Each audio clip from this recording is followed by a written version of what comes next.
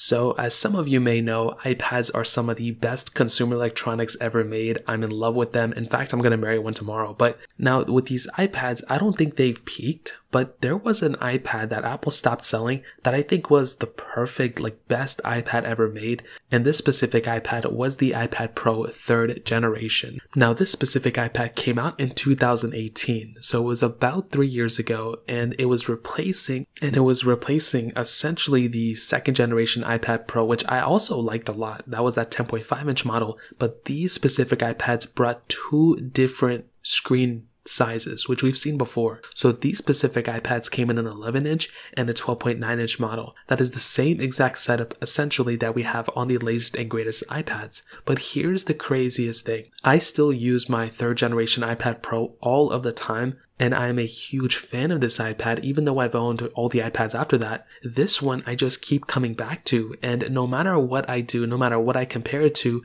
this specific iPad still holds up so well that, in my opinion, it's the perfect iPad. And if you still don't have an iPad, picking these things up, you can pick them up for probably around $400 in the used market. They are such a good value. Now this specific iPad, the biggest and best thing about this iPad was actually the fact that it removed the home button, it brought that gesture-based design, and it essentially cleaned out a lot of the bezel around it. So when you look at this iPad, in my head, I just don't know what Apple could do to actually make this iPad, look better. Even if they remove the rest of the bezel, I don't even think that would be that much crazier. I think it still looks extremely good. The build quality is on par. The flat sides were ahead of its time because in 2020, Apple went ahead and put flat sides on pretty much the rest of the iPads. And now when you look at the iPad mini 6, Apple went ahead and did the same exact thing with that iPad as well. Yeah, that camera setup on the back, which wasn't really perfect, but it got the job done. But the best thing about this iPad, and the reason why I think it still holds up so well, is because this was one of the first iPads. Actually, technically the iPad Pro 2nd generation did this, but the iPad Pro 3rd generation continued on with ProMotion displays.